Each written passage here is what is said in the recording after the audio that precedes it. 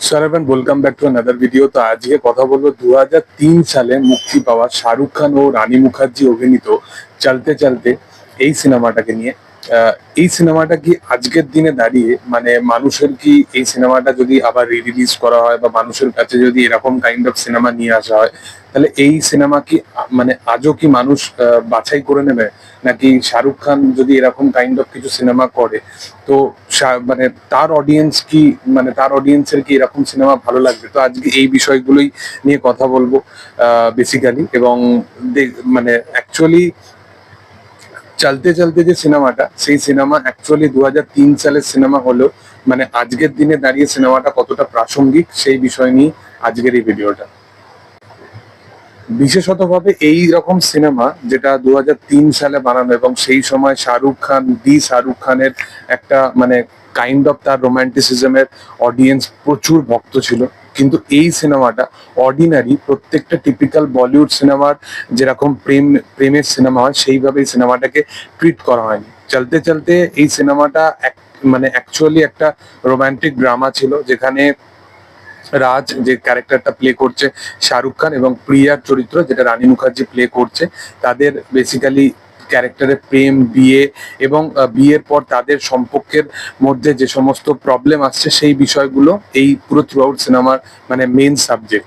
এবং আমি বারবার বলছি যে সাধারণত বলিউডে যে প্রেমের যে মুমেন্টস গুলো বা শাহরুখ খানের সিনেমার যে প্রেমের মুমেন্টস গুলো যেগুলোর জন্য মানুষ সিনেমা দেখতে বেশি পছন্দ করতো, এই সিনেমাটা সেই বিষয়টার উপরে পুরোপুরি নয়। এই সিনেমাটা মানে সত্যি কথা বলতে যেভাবে একটা ভালোবাসা বা সম্পর্কের মধ্যে যেরকম ঝগড়া, ভুল বোঝাবুঝি, মান অভিমান যে জিনিসগুলো থাকে, সেই পুরো জিনিসটা এই পুরো থ্রু আউট সিনেমার মধ্যে ব্যাপকভাবে দেখানো হয়েছিল, বিশেষতভাবে সেকেন্ড হাফে।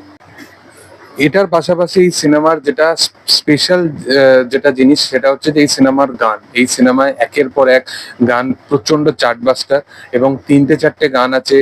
চলতে চলতে টাইটেল ট্র্যাক, তো শুনো না বলে, বা তবা তোমার এই ইশারে, তো এরকম 2-3-4টে এরকম গান আছে যেগুলো কিন্তু এখনো পর্যন্ত টিল নাও প্রচন্ড কাল্ট একটা গান। এবং এই সিনেমাটা ফার্স্ট হাফটা যেখানে শাহরুখ খান মানে ওই তার যে রোমান্টিসিজম, তার যে অ্যাক্টিভিটিস গুলো যেগুলো মানে বিশেষতভাবে মানুষকে আলাদা করে অ্যাট্রাক্ট করে, এবং সেই বিষয়গুলো একদম ফার্স্ট হাফের মধ্যে দেখানো হয়, যেখানে সিনেমাটা একটা অন্য মাত্রায় নিয়ে যায়, যেখানে দেখতে ভাল লাগে, একটা গুড ভাইব দেয়। এবং রাজ তার মানে প্রেম পাওয়ার জন্য সে যতটা বিয়ন্ড লেভেলে যাওয়ার সে সেই জিনিসগুলো করে। সেখানে ফার্স্ট হাফটা দেখতে দুর্দান্ত লাগে, ফার্স্ট হাফটা বিশাল এঙ্গেজিং মনে হয়। সেকেন্ড হাফের একটু স্টার্টিং এ সিনেমাটা একটু ধীর গতিতে স্টার্ট হয় এবং অনেক জায়গায় হয়তো অনেকের সিনেমাটা স্লো স্পেসও মনে হতে পারে, বাট এই সিনেমা পার্টিকুলারলি যেভাবে ট্রানজিশন নেয় একদম সেকেন্ড হাফের মধ্যে, এবং যেখানে ক্যারেক্টার গুলোর ইনার স্পেসে মানে দুটো চরিত্র তারা প্রেম করার সময় যেরকম ছিল, বাট আলটিমেটলি তাদের যখন বিয়ে হচ্ছে, তারা একে অপরের সাথে থাকছে, তখন তাদের যে মানে আসল রূপটা তো যখন তাদের সামনে আসছে, মানে আজকালকার দিনে লিভিং রিলেশনশিপ হওয়ার পরে মানুষ যখন একে অপরকে বুঝছে এবং তারপরে বিশাল ভাবে ব্রেকআপ হচ্ছে, অনেক এমন এমন ইনসিডেন্ট ঘটছে যেগুলো এই ভিডিওতে বলাও যাবে না।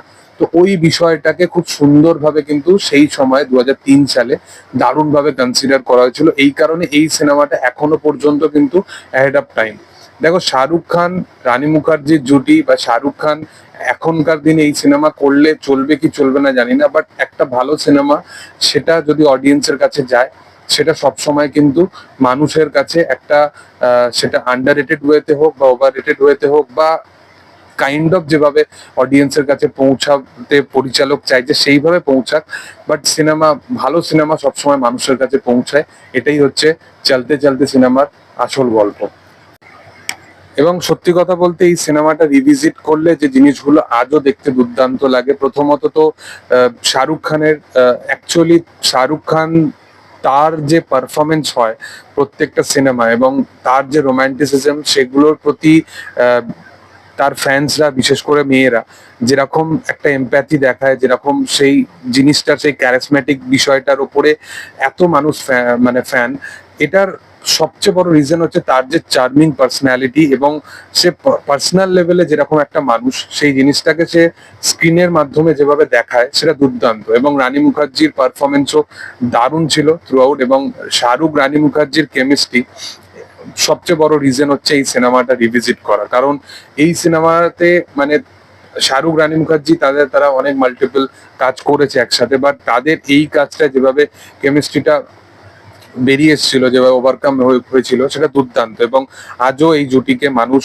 এবং বলিউড সবসময় ফিরে পেতে চাইবে, কারণ এই রকম কাজ, সত্যি কথা বলতে এরকম আন্ডাররেটেড মাস্টারপিস কাজ, যেগুলো বাস্তবতা নিয়ে কথা বলে, যেগুলো সময়ের চেয়ে অনেক বেশি এগিয়ে গল্প বলে, যেগুলো বলিউডের একটা টিপিক্যাল বলিউডের যেরকম একটা রোমান্টিক সিনেমা হওয়া উচিত, সেই জিনিসটাকে বজায় রাখার সত্ত্বেও একটা সোশ্যাল মেসেজ এমন ডেলিভার করে, যেটা আজকের দিনে দাঁড়িয়েও কোথাও গিয়ে সোশ্যাল মিডিয়া জগতেও বিশালভাবে রিলেটেবল।